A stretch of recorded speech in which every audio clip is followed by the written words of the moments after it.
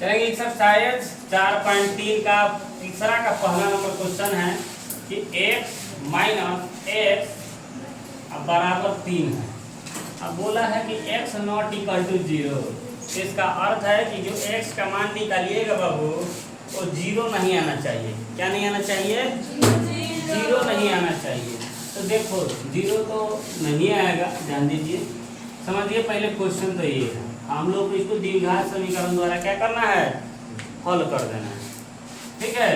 तो द्विघात समीकरण द्वारा तो सबसे पहले इसमें क्या करेंगे?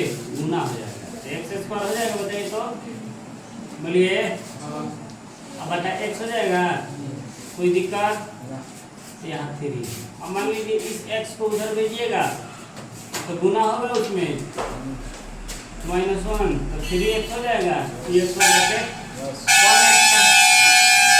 कौन x कहाँ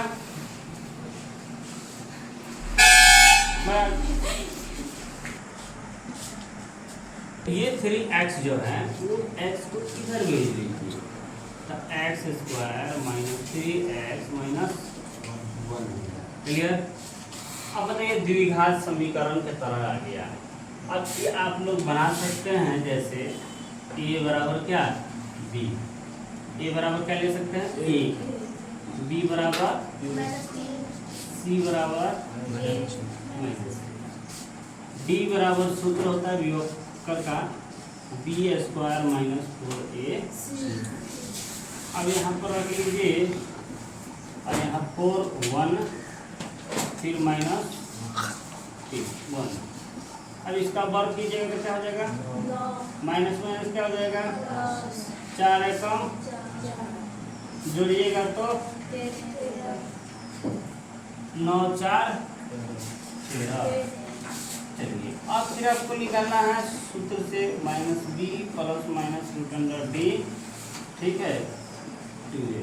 इसका अर्थ यही होता है, यहाँ आप लोग तो जानते हैं कि -b plus minus root under, ठीक है ना, क्या हो जाता है? b स्क्वायर माइनस 4ac ना।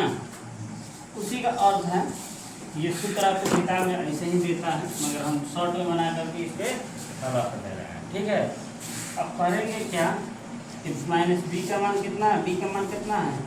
-3 है, और d का मान कितना है? 13 है। तो हो गया, a का मान कितना है?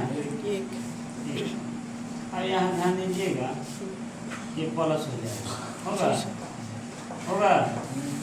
ये प्लस में लिख लेंगे, फिर बटा 2, एक माइनस में लिख लेंगे,